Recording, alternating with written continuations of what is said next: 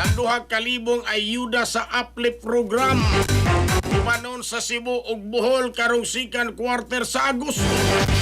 Detalye sa report sa Renato kini pinagi sa pagpamati ni katropang Almi Mata. Live report. Yes, sa gilauman sa Department of Social Welfare and Development o DSWD7 nga mahuman na ang pag-abot-apod sa pinansyal nga ayuda ubos sa uplift programa sa Cebu ug Bohol karong tunga sa Agosto. Nagsugod na distribution ni atong Hulyo 20 alang sa mga kabus ug hapit-kabus nga pamilya, mga minimum wage earner ug ubang pampanimalay nga napiktuhan sa nagpadayon nga krisis sa enerhiya ubos sa expanded Unified Package for Livelihood, Industry, Food and Transport o uplift programa. Makadaot ang kwalipikadong benepisyaryo og 2,000 pesos matag buwan sunod sa unom ka buwan.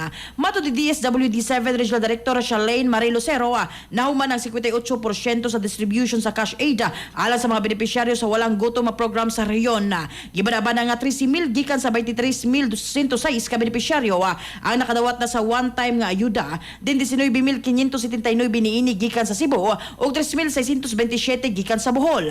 Samtang kapin 135,000 ka benepisyaryo sa 4Ps sa Central Visayas ang nakadawat na usab sa usa ka higayon nga 2,000 pesos nga dugang ayuda pinaaging sa cash card o digital wallet alang sa laing 152,000 kakabos ug hapit kabos ka panibalay nga nalista base sa 2024 Community-Based Monitoring System sa Philippine Statistics Authority. Mukabat sa 31% ang nakadawat na sa ayuda. Ang unang bayad ipanghatag pinaagi sa manual payment, sa tang sunod nga 5 ka beranan ipadala pinaagi sa GCash o Land Bank.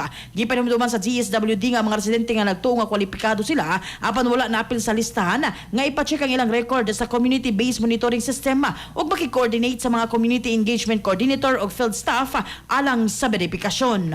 Mga katropa, alang sa pagpahimsog sa panlawas, inumog sa Thona Plus Gold alang sa nagkahiusang Pilipino para sa Pilipinas.